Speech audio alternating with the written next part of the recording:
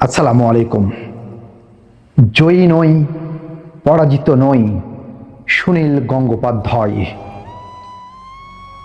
পাহাড় চূড়ায় দাঁড়িয়ে মনে হয়েছিল আমি এ পৃথিবীকে পদদলে রেখেছি।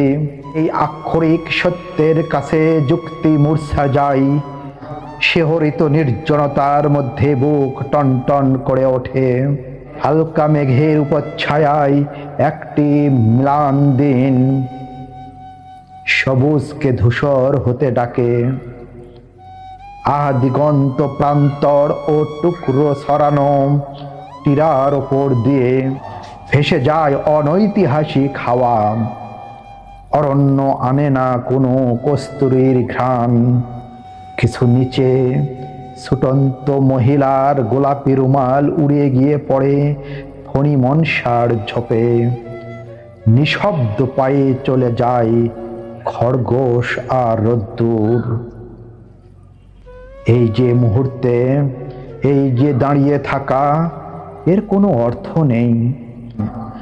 ঝর্ণার জলে ভেসে যায় সম্রাটের শিরস্ত্রাণ। কমলার কুয়া থেকে খসে পড়া বিষ ঢুকে পড়ে পাতাল গর্ভে। পোলকা ডট দুটি প্রজাপতি তাদের আপন আপন কাজে ব্যস্ত। বাবলা গাছের শুকনো কাটাও দাবি করে প্রকৃতির প্রতিনিধিত্ব। সব দৃশ্যই এমন নিরপেক্ষ। আমি জয়ী নই, আমি পরাজিত নই।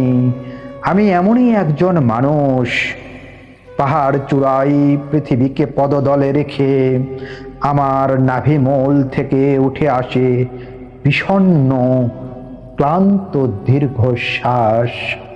এই নির্জনতাই আমার ক্ষমা প্রার্থী অশ্রুমোচনের মুহূর্ত।